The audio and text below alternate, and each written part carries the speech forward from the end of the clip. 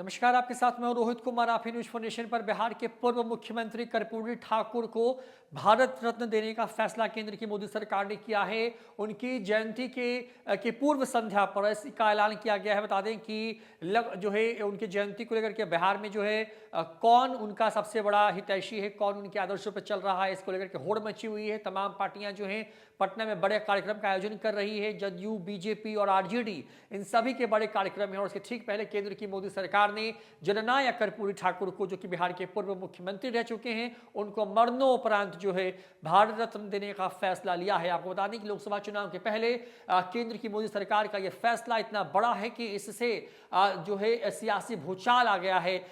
तमाम जो पार्टियां हैं जो लगातार जो है पिछड़े की राजनीति को आगे बढ़ाने की कोशिश कर रही थी, उनको एक तरीके से कहें कि केंद्र की मोदी सरकार ने बैकफुट पर ला दिया है इस सम्मान के साथ में। लगातार जननायक कर्पूरी ठाकुर को इस सम्मान दिए जाने की मांग होती रही है और अब जो खबर सामने आ रही है वो ये कि जननायक कर्पूरी ठाकुर को मरणोपरांत भारत सरकार ने जो है भारत रत्न, जो कि देश का सर्वोच्च नागरिक सम्मान है, वो देने का फैसला लिया है। आपको बता दें कि जो सम्मान दिया जाए जननायक कर्पूरी ठाकुर को, वो अपने आप में कई मामलों में ऐतिहासिक है। साल 2024 में ही लोकसभा के चुनाव होने हैं और इन चुनावों के पहले बिहार में जिस तरीके से जातिगत जनगणना कराई गई और जिस तरीके से पिछड़ा और अति पिछड़े के वोट बैंक का एक कॉन्क्रीट फिगर सामने आया, उसके बाद से सब कोई अपने खेमे में इसको लाने की कोशिश करता रहा है। और केंद्र की मोदी सरकार ने एक तरीके से कहें कि बड़ा ऐलान कर दिया है। जदयू लगातार इस बात की मांग करती रही है कि जननायक कर्पूरी ठाकुर को, जो कि नाई समाज से आते थे, बहुत गरीबी देखी उन्होंने, बहुत सादगी भरा जीवन था उनका, उन्होंने मुख्यमंत्री तक की कुर्सी का सफर तय किया और उनके लिए भारत रत्न जो है वो मांगा जा रहा था और अब भारत रत्न देने का जो है फैसला वो कर लिया गया। तो ये बड़ी खबर है। इस वक्त आपको बता दें कि कहा जाता है कि बिहार की राजनीति में जननायक कर्पूरी ठाकुर को भूलना मुश्किल है। यह बात बार बार सामने आती रही है।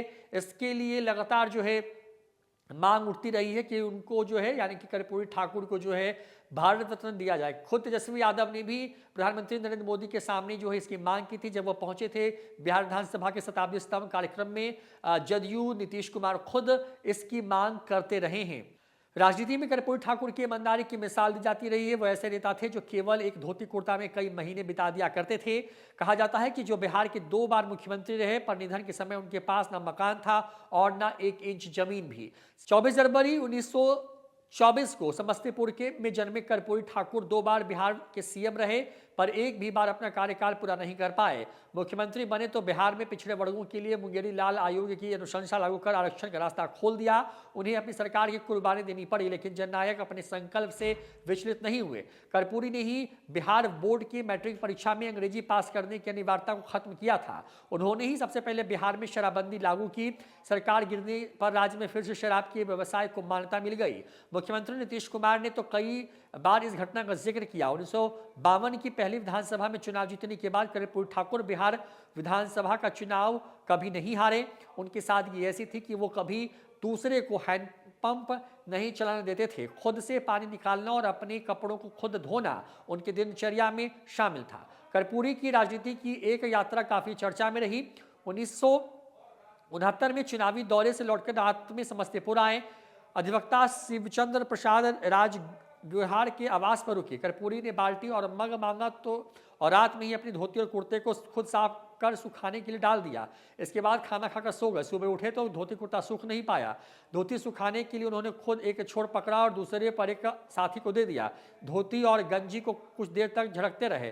पहनने लायक होने पर बिना आयरन की वही धोती और कुर्ता पहनकर आगे निकल गए। कर्पूरी सामाजिक मुद्दों को अपने एजेंडे में आगे रखा और शालीनतापूर्वक इसे विमर्श को प्राथमिकता दी।